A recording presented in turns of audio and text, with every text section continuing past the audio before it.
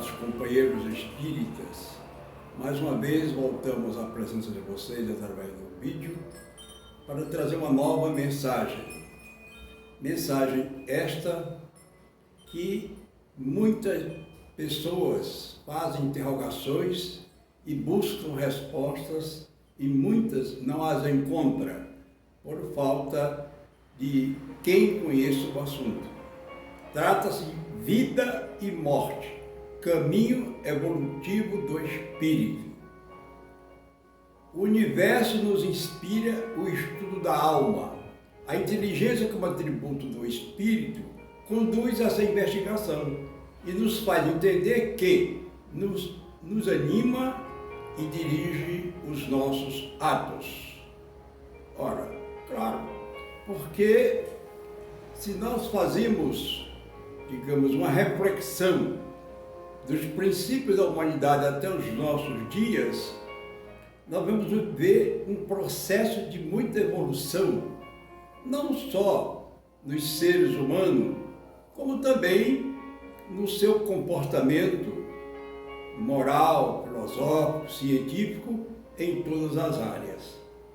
Então, quando os homens começaram a colocar as suas lunetas para o mundo, para o espaço infinito, ele então começou a buscar respostas. E entre elas, ele procurou ter uma pequena certeza da continuidade da alma depois da morte.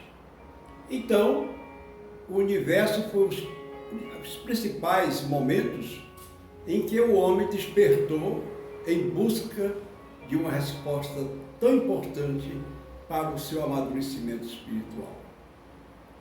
A fisiologia nos ensina que as diferentes partes do corpo humano renovam-se em um lapso de tempo, desde as substâncias moles do cérebro até as partes mais duras da estrutura óssea. Tudo em nosso ser físico está submetido a contínuas mudanças.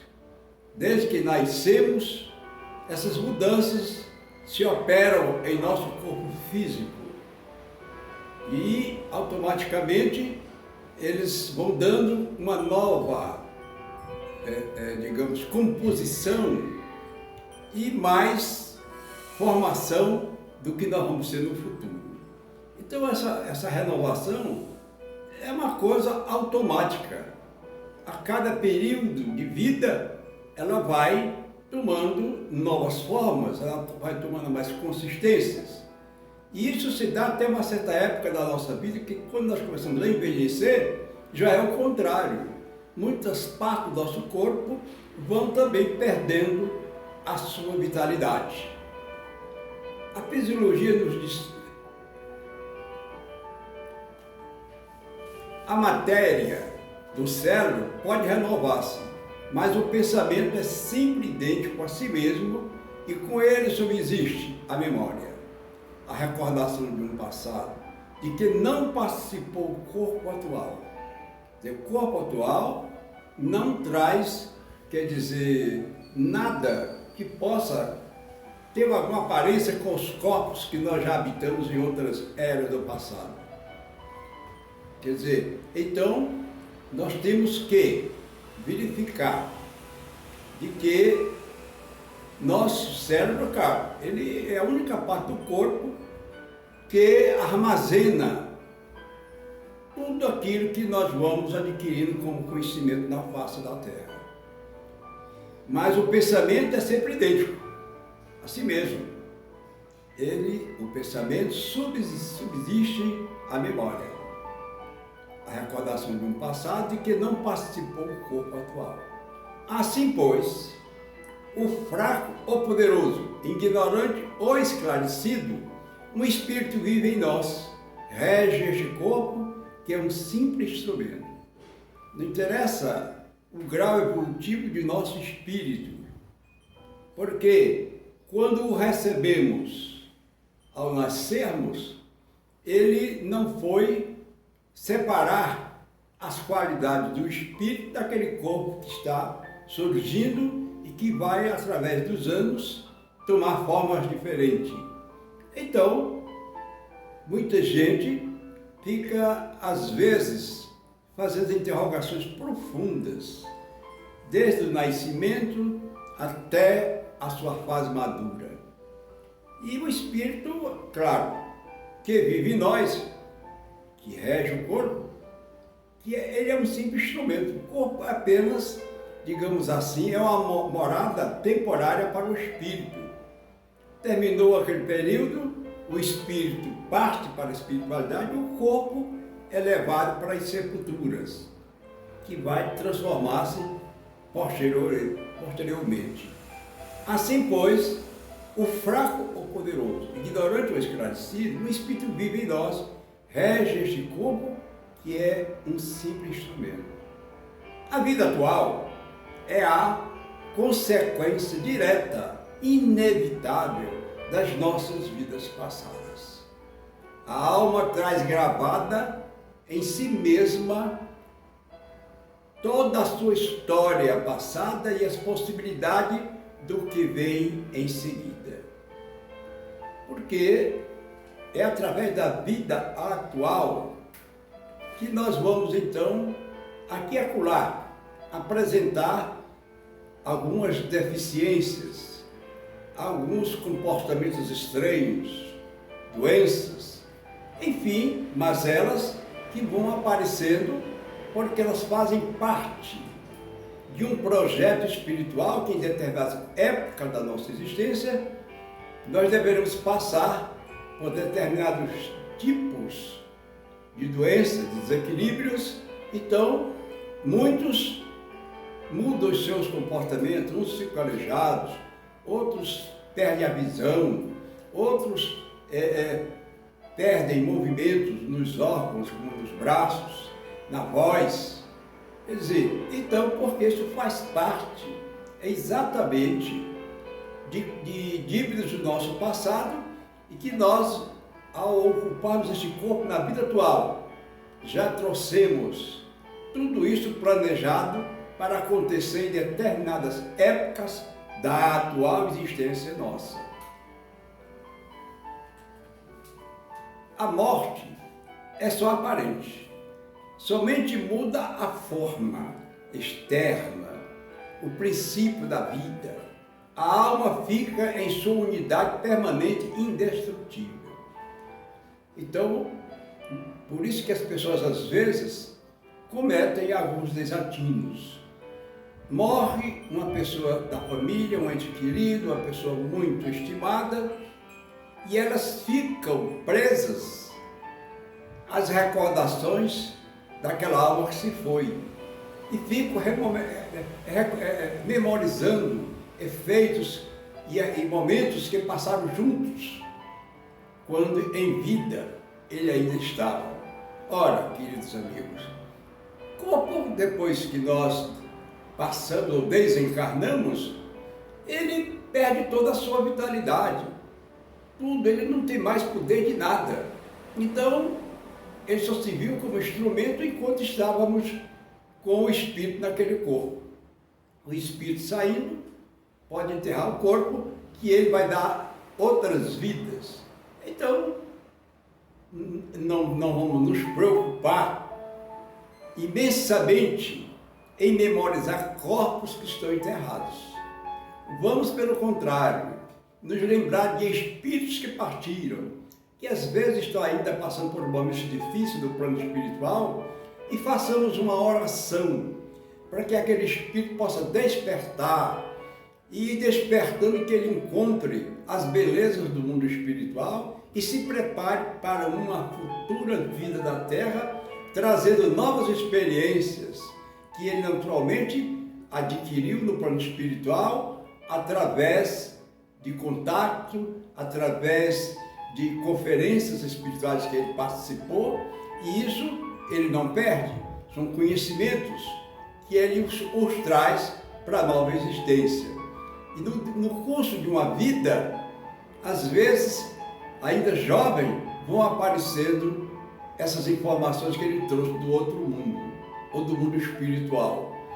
Às vezes até mesmo em sonho, ele vai ter visões extraordinárias e fica sem saber por que sonhou e por que teve aquele tipo de sonho tão estranho. Porque tudo aquilo faz parte de um passado. E esse passado está registrado no nosso subconsciente. Esse aí não se apaga.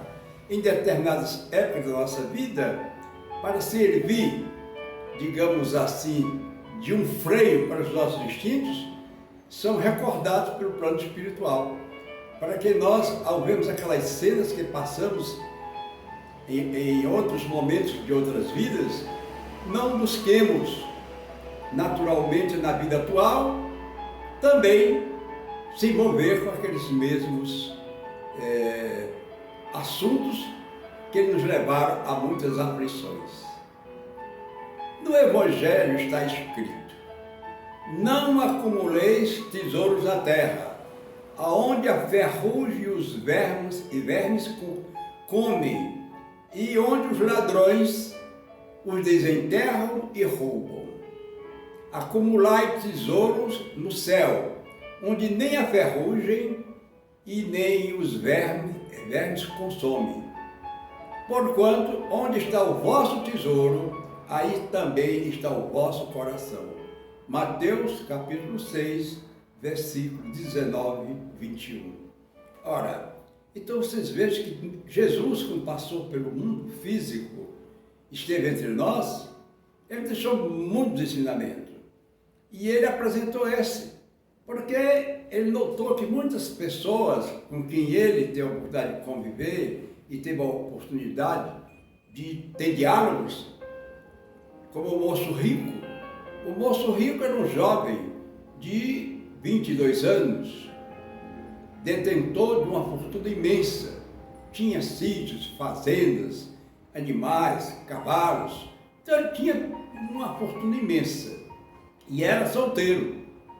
E um dia, ele caminhando por uma estrada que ia lá para a sua fazenda, encontrou-se com Jesus e seus apóstolos. Apeou-se e chegou e disse: bom mestre, o que devo fazer para possuir a vida eterna? O primeiro carão ele levou aí. Jesus disse: bom, não me chameis de bom. Bom só Deus que está no céu. Se queres conquistares as belezas da espiritualidade, tem que renunciar. Vai, vende tudo que tens, distribui com os pobres, volta e segue-me. Aí tu vais encontrar as belezas celestiais.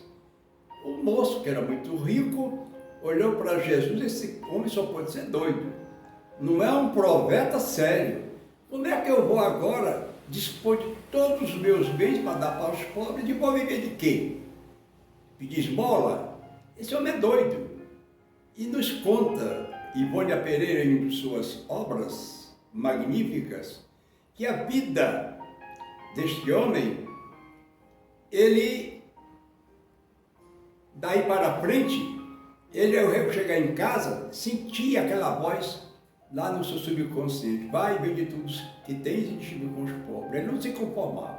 Então ele resolveu participar de uma Olimpíada para poder esquecer aqueles pensamentos que ouvira do mestre. E comprou vários cavalos, passou mais de 6 meses treinando, e durante esse tempo ele esqueceu por instantes aquelas palavras de Jesus o advertindo. Chegou às Olimpíadas, ele foi então participar e, usando um daqueles carros da época, com 2 cavalos, foi participar de uma corrida entre outros países vizinhos, e numa dessas viradas que ele deu na pista, uma das rodas do seu transporte bateu e lançou ele fora da sua biga. E o resultado é que os outros que vinham atrás passaram por cima dele, cortando as suas pernas, os seus braços, deixando completamente mutilado. E ele, naquela hora, lembrou-se das palavras de Jesus: vai, vende tudo que tens, distribui com os pobres, volta e segue-me. Quando ele lembrou-se dessa frase e olhou de lado, Jesus estava sentado ao lado dele. Meu filho, eu não mandei tu vender os teus bens, todos os teus bens. Pedi que você pudesse ajudar os pobres, ajudar aqueles que necessitavam. Agora, só em outra vida. Então, meus queridos amigos e companheiros, não vamos acumular fortunas, não vamos brigar pelos bens de outros, não vamos procurar criar falcatruas para poder ter recursos mais apressados ao nosso favor, porque nós não vamos levar nada das coisas do mundo para o outro lado da vida. Veja o encontro de Jesus com Nicodemos, um doutor da lei. E então, ele também, Nicodemos, interrogava Jesus a respeito da vida espiritual. Aí Jesus disse: tudo isso que você acaba de me perguntar, Nicodemos, é necessário que você nasça de novo. E ele deu um pulo. Como é que pode, Senhor? Eu, no mundo de 60 anos de idade, voltar ao ventre de minha mãe para nascer de novo? E diz: pois é, Nicodemos, se eu falo das coisas da terra, você não me entende? Imagine se eu for falar das coisas de Deus. O que é da terra, é da terra. O que é do Espírito, é do Espírito. Separou uma coisa da outra. Se é da terra, tudo aquilo que tem dinheiro, posições sociais, fortunas, essas coisas todas, é só o mundo. Não é. O Espírito não vai olhar para o outro lado da vida. Resultado, mas ele pode levar. O que é que ele poderia levar para o outro lado da vida? As suas conquistas morais, a caridade, o perdão, a bondade, a compreensão. Isso são patrimônio do Espírito, ninguém toma. Assim, queridos amigos, vamos ler Mateus no capítulo 6, versículo 19 e 21 e fazer uma profunda reflexão para não entrarmos em atritos e confundir fortuna com grandeza espiritual, porque ela não será. Será uma grandeza material passageira. Que Jesus nos abençoe hoje e sempre. Muito obrigado, paz e saúde.